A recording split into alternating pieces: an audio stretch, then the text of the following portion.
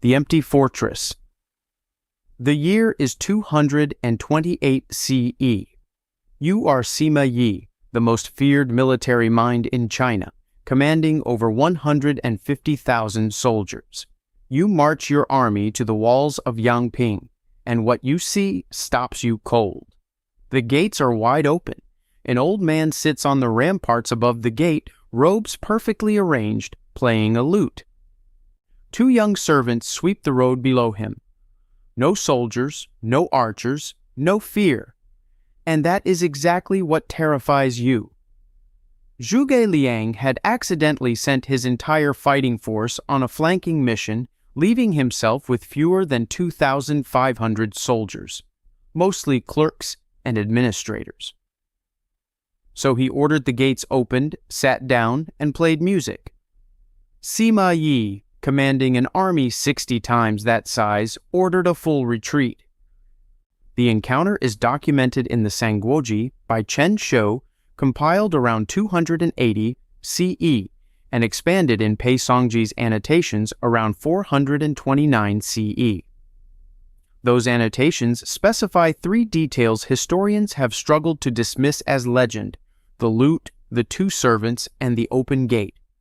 It was later codified as Stratagem 32 of the 36 Stratagems, a text whose full manuscript surfaced in a Shanxi bookstall in 1941, its origins untraceable beyond a 489 CE reference. The mainstream explanation is that Sima Yi feared a concealed trap. But that explanation only deepens the mystery. The emptiness itself was the weapon.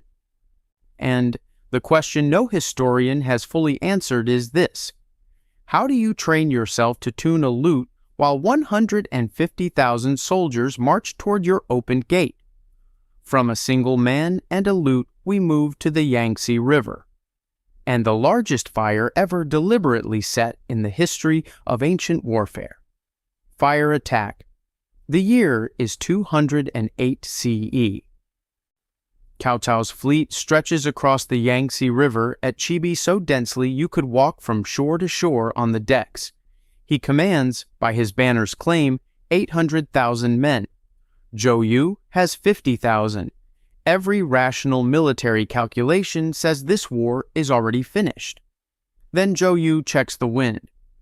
Sun Tzu had devoted an entire chapter, Chapter 12 of The Art of War, written around 512 BCE, to fire attack, listing 5 specific types, optimal seasonal conditions, and wind direction protocols. That is a complete meteorological warfare manual written 700 years before Red Cliffs. At Chibi, Zhou Yu executed it almost point for point.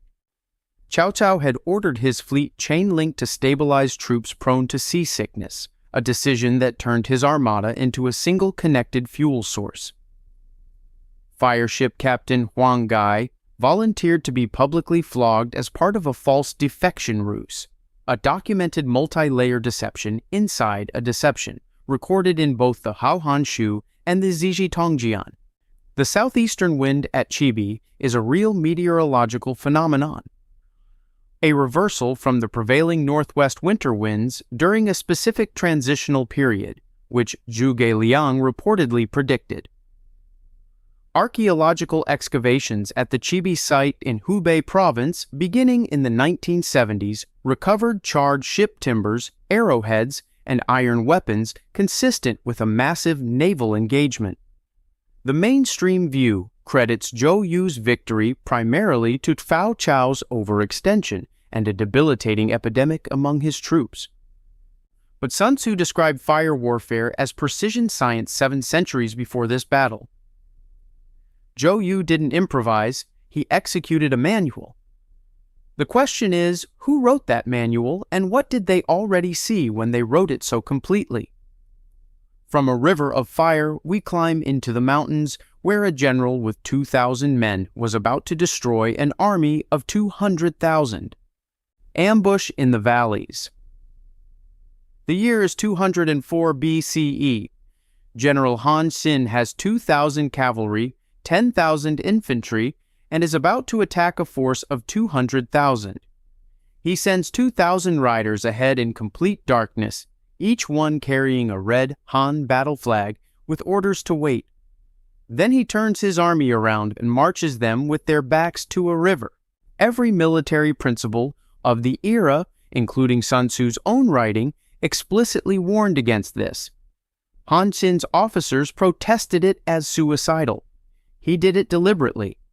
When the Zhao army saw a Han force with nowhere to run, they committed entirely to the assault and left their camp. The 2,000 cavalry waiting in the hills rode in and planted Han flags across every inch of the Zhao encampment. Returning Zhao soldiers found a home camp flying enemy colors and believed themselves surrounded. They shattered. The account is recorded in Shiji, chapter 92, by Sima Yi, completed around 94 BCE, the most rigorously sourced historical document of the Han dynasty.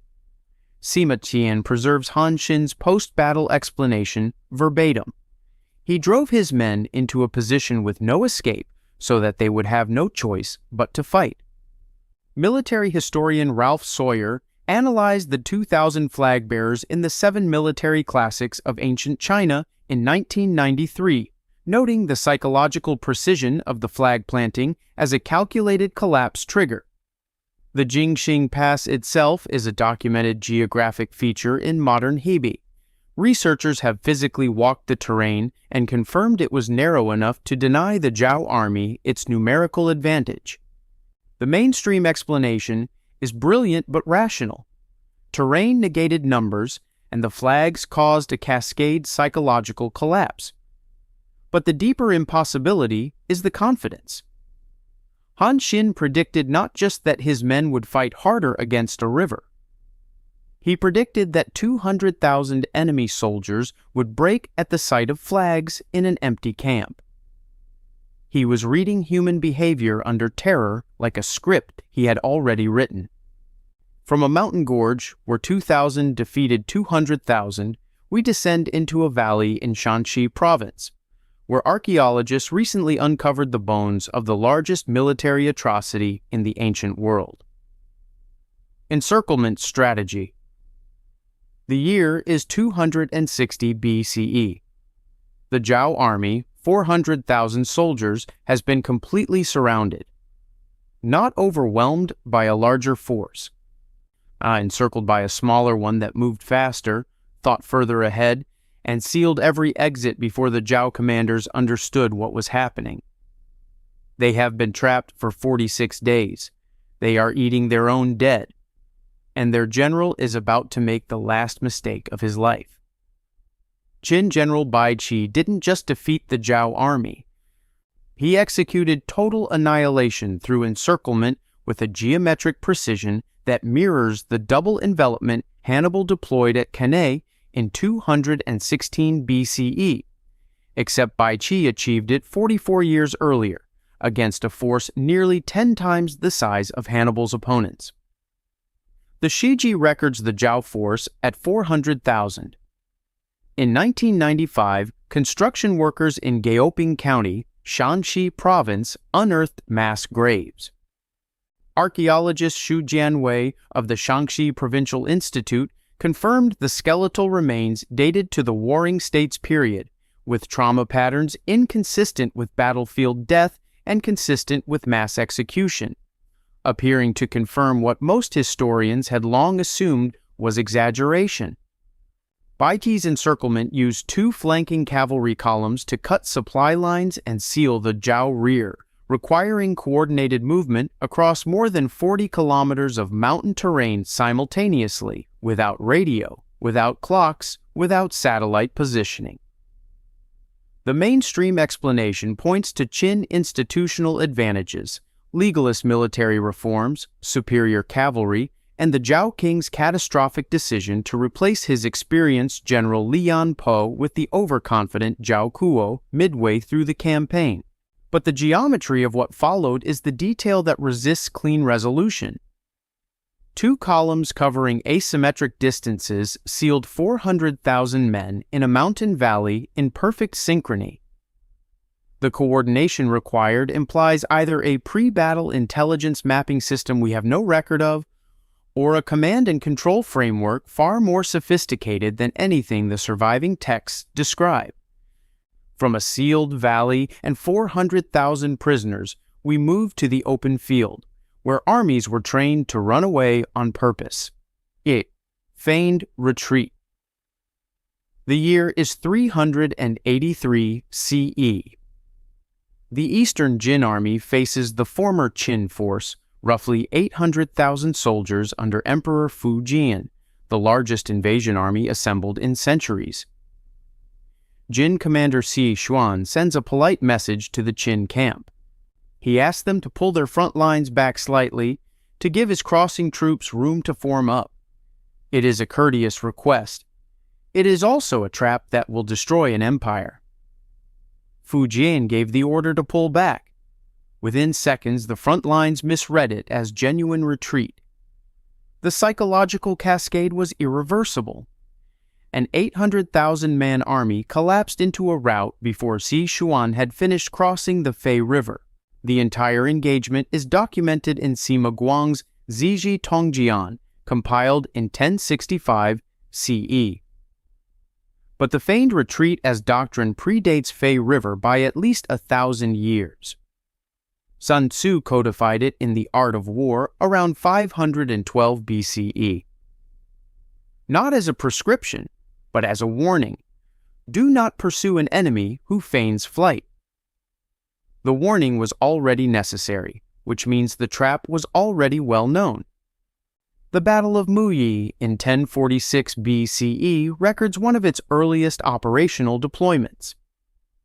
Military psychologist Dave Grossman identified in On Killing, published in 1995, that turning one's back to an enemy triggers one of the most powerful, hardwired pursuit responses in human psychology. Chinese commanders had identified and weaponized that response 14 centuries before behavioral science named it. The mainstream explanation attributes Fei River specifically to the former Qin army's poor unit cohesion and Fu Jian's catastrophic overconfidence. But the doctrine's documented success rate across 14 centuries against armies who had access to the same texts warning them about it is the detail that doesn't resolve neatly. A trick that works once is luck. A trick that works across 1,000 years against opponents who knew it was coming. That is something else entirely. From armies trained to flee, we move to a general who turned one night's ride into the reversal of an entire war. Cut the supply lines. The year is 200 CE. Cao Cao controls central China. Barely. Yuan Shao has 10 times the resources, 3 times the army, and months of momentum. Cao Cao's own commanders have begun writing secret letters to Yuan Shao, preparing to change sides. He is days from total collapse. Then a defector arrives and whispers 2 words: Wu Chao, granary. Cao Cao rode personally with 5,000 cavalry through 80 li of enemy-controlled territory in darkness to burn Yuan Shao's consolidated grain supply, the single depot feeding a northern army of 100,000. Within 24 hours, Yuan Shao's force disintegrated. The raid and its aftermath are documented in both the Sangguoji by Chen Shou and the Ziji Tongjian. After the victory, secret letters from Cao Cao's own commanders to Yuan Shao were found in the captured camp. Cao Cao burned them unread, a decision Sangguoji records in detail, and one military historians still analyze as a masterclass in political warfare conducted inside a military campaign. Sun Tzu had written in The Art of War, Chapter 2, 700 years before Guandu. An army without its baggage train is lost. He identified supply destruction as so economically efficient that one captured unit of enemy supplies was worth 20 of your own. The mainstream view classifies the Wu Chao raid as an intelligence-driven high-risk operation whose success depended on the defector Shu Yu's information and Yuan Shao's failure to garrison his rear depot adequately. a strategic error, not a doctrinal triumph. But Sun Tzu's Chapter 13 prescribes the cultivation of intelligence networks as the essential precondition for any decisive strike. Xu Yu didn't create the strategy, he made it executable. The strategy was already waiting. Some historians argue that Guandu represents the fullest single battle expression of the art of war's complete operational system. Executed so precisely, it raises the question of whether Cao Cao was applying theory or enacting a memorized sequence he had studied more thoroughly than any general before him. From burning a granary to end a war, we moved to a doctrine that skipped the army entirely and went straight for the man giving the orders. Strike the commander. The year is 341 BCE. Sun Bin, a strategist who had his own kneecaps removed by an enemy general as punishment for being too strategically gifted, needs to destroy the Wei army. He carves a short message into a large tree beside a gorge road. Then he positions 10,000 crossbowmen in the darkness on both ridgelines, orders them to loose at the first torchlight they see, and waits for the right man to read his message. Wei General Pang Huan rode personally ahead of his column, drawn by intelligence reports suggesting a demoralized and shrinking enemy force. He needed a torch to read the carved inscription. The crossbowmen fired. Pang Huan died. His army of 100,000 surrendered within hours. The account survives in Sima Qian's Shiji, Chapter 65. In April of 1972, construction workers in Yingquishan, Shandong Province, unearthed bamboo strips confirmed by archaeologist Wu Jiulong and the Shandong Provincial Museum as Han Dynasty copies of Sun Bin's military methods.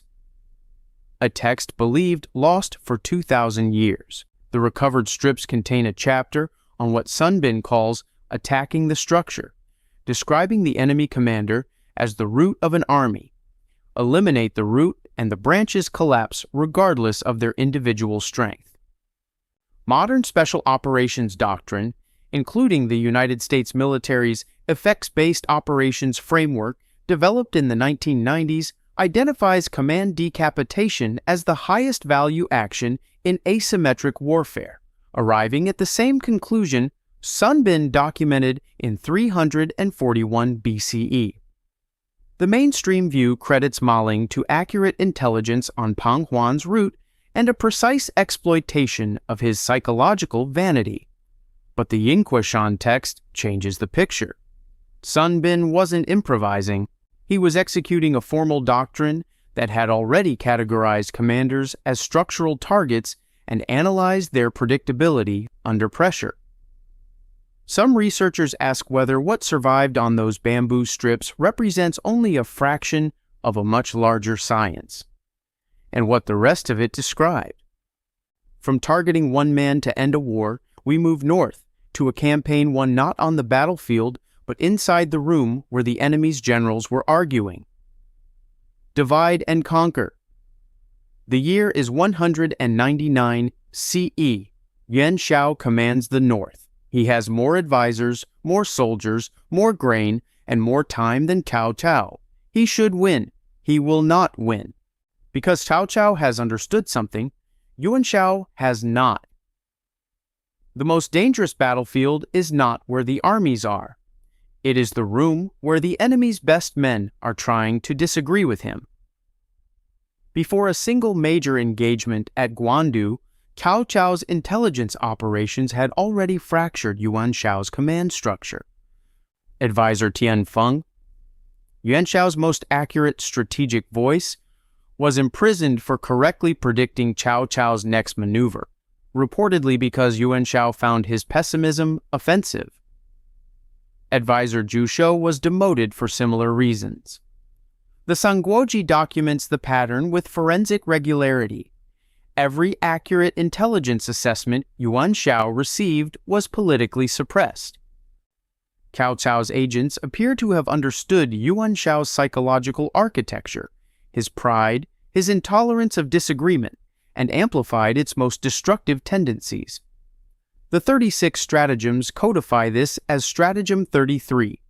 drive a wedge between allies by systematically undermining trust through disinformation. The defector Xu Yu, who revealed the Wuchao granary, was not a random stroke of luck. Sangguoji indicates he was a relationship Cao Cao had cultivated. Military strategist B.H. Little Hart identified in Strategy, published in 1954, that attacking an enemy's cohesion rather than his mass is the most consistently effective principle in military history. He cited no Chinese sources, but the doctrine he described is precisely what Cao Cao had executed 1,750 years earlier. The mainstream explanation attributes Yuan Shao's collapse to personal leadership failures, but the suppression of accurate intelligence inside his command happened too consistently, too specifically, to be temperament alone. Some historians suggest the decisive campaign of northern China's unification was won not in 200 CE, but in the years of quiet intelligence work before anyone drew a sword. From a war won inside the enemy's own mind, we move to a strategy that requires burning down everything you have ever built. Scorched earth. Imagine being a farmer. You have worked this field for 4 years. Your family eats from it. Now your own general has arrived with torches. He is not an invader. He is your commander. And he is about to destroy everything you have built, in cold calculation, because the most dangerous thing in this valley is not an enemy army. It is the food that would feed one. The Chinese military doctrine, known as Jianbi King Ye, strengthen the walls, clear the fields, is one of the most psychologically extreme strategies in military history. It requires a commander to deliberately destroy his own territory, his own population's livelihood, and his own army's food supply, on the calculated prediction that the enemy's logistical suffering will mathematically outpace his own force's sacrifice. The doctrine appears as formal military terminology in the Wei Shu and is analyzed across multiple historical case studies in Du Yu's Tongdian, compiled in 801 CE, indicating it was considered standard doctrine, not improvisation.